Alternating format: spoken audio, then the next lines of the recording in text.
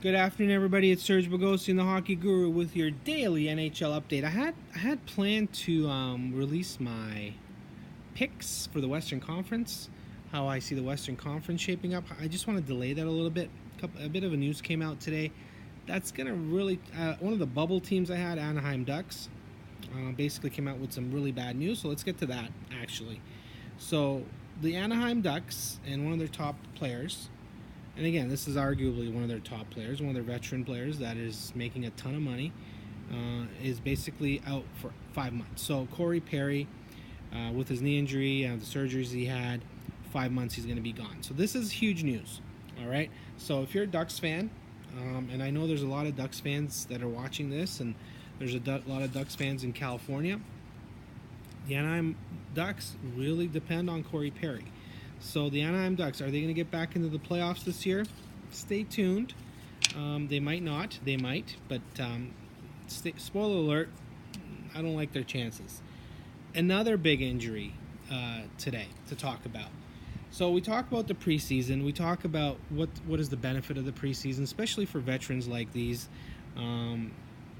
Seth Jones, the top defensive player for the Columbus Blue Jackets, a guy that they depend on for a ton of minutes every night, a guy that quarterbacks that team from the back end, is going to miss 4 to 6 weeks with a knee sprain. And 4 to 6 weeks could turn into 2 months, and that's a pretty good chunk of the season. The Columbus Blue Jackets have some really good players. They have some issues right now. They have one of their young stars, Artemi Panarin, the breadman, has not signed a contract, and he's talking about not talking to them and to become a free agent. Their superstar goaltender, who I believe is to be one of the top 3 goalies in the league, Sergei Bobrovsky, has not signed a contract past this year. So there's a lot of off-ice issues with them. They're a really good team. I really like the Columbus Blue Jackets. I like their chances to improve on what they did last year, and then maybe they'll go a little bit further in the playoffs. However, losing Seth Jones is a problem. Now, we talk about winning in March. We talk about winning at the end of the season. However, every game in October is the same as a game in March. Every game you lose in October, it's going to be harder to get it back in March. So, not a good start for the Columbus Blue Jackets. We'll see how that affects them in my rankings. So that wasn't very good news. What else? What else is going on? Okay, so speaking of contracts, the restricted free agency is a big thing. So when you're an unrestricted free agent, you become an unrestricted free agent July 1st, and to qualify for that, there's something in the in the collective bargaining agreement. After 7 years or after you reach a certain age, you become an unrestricted free agent. So you're free to sign with anybody you want. However, there's restricted free agents. So what happens after your first entry-level contract, which is a 3-year standard NHL contract, you're a restricted free agent, which means, what does that exactly mean? So you can't go to any other team. However, your contract is up and you have to negotiate. So the Leafs have a very serious one with William Nylander. We're about a week away from the start of the NHL season. William Nylander, who's slated to play in the top 6 for the Leafs, has still not signed a contract. What does this mean? What's going to happen? So he's holding out for a lot of money. So there's a couple of ways the restricted free agents go.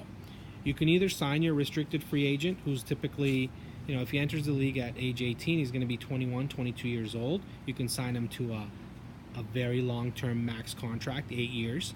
You can do what we call a bridge deal, where you sign him to a 1 or 2 year contract and then bridge him to his next contract, where he's still a restricted free agent. Or, there is a written rule in the collective bargaining agreement that another team could sign your restricted free agent, having to provide huge compensation. Again, I don't want to break it down. We can look it up. But, for example, if you're going to sign a player of this caliber to a restricted free agent offer sheet, you have to be prepared to lose up to 5 first-round draft picks.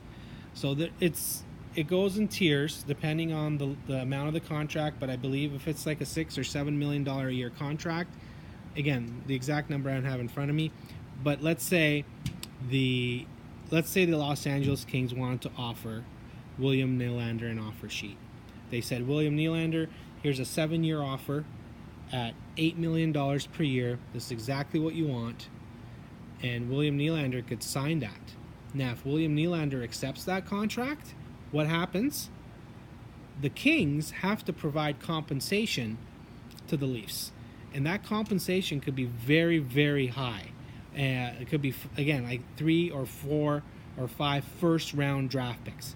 For you to be able to offer that, it hasn't happened in the past. It's sort of like, you don't want to use the word collusion, but owners, it's an unwritten rule that you do not offer this. This happened with the Leafs several years ago with Phil Kessel and the Boston Bruins. The Leafs, instead of offering an offer to Kessel, they made a trade. So you can say, look, we want William Nylander. We know what he's worth on the offer sheet market, but here's what we're going to offer you. Like, for example, Columbus Blue Jackets have a free agent, Panarin, coming up, right? The Leafs would love a Panarin. Maybe the Blue Jackets would love William Nylander, and they're willing to pay him the money. Maybe they can work out a deal. I'm not saying that's a fair deal. Panarin's is a much higher pedigreed player at this point. He's got a little more,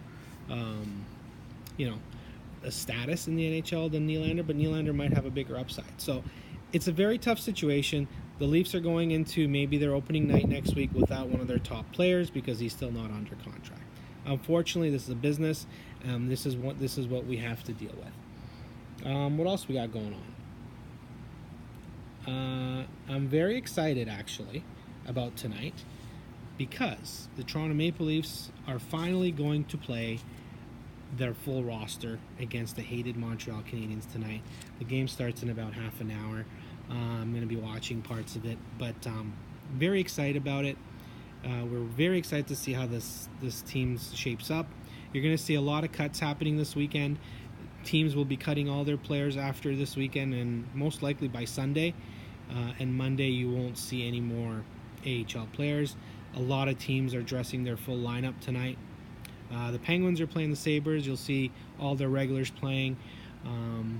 So yeah, it's a great time of the year to be an NHL fan. So just wanted to touch base, give you a little bit of update on what's going on. Maybe I rambled on a little too much, but my plan is to come back either tomorrow or Friday and tell you guys my predictions. Also, if you came this far, tomorrow morning I will be releasing my FHT Sports Fresno Hockey Talk hockey pool. All right, it's going to be pretty easy. I'm going to put a link tomorrow where you can go in, make your picks. It's only going to take you 10 minutes. It does not cost you a thing. I will also be entering it. We can have some side bets. We can have some trash talking. You guys won't be able to beat me in this because this is what I do. I'm the hockey guru. I know what I'm talking about. I will be offering some free prizes. They're not going to be massive prizes since it's free. You're not going to win $1,000 with this pool, but you might be getting a couple of tickets, maybe to a Monster game. Maybe you might get a couple of tickets to a Fresno Ice Dogs game that I can hook you guys up with. All right, and maybe some other memorabilia that we're looking at getting for this hockey pool. Anyways, we're hoping to have that released by tomorrow. Enjoy your evening. I'm on my way to a hockey draft. I'm on my way to watch my Leafs play at the same time, possibly. Enjoy the day, and we will be back. The Hockey Guru says we will be back. Have a great evening, folks. Enjoy the day.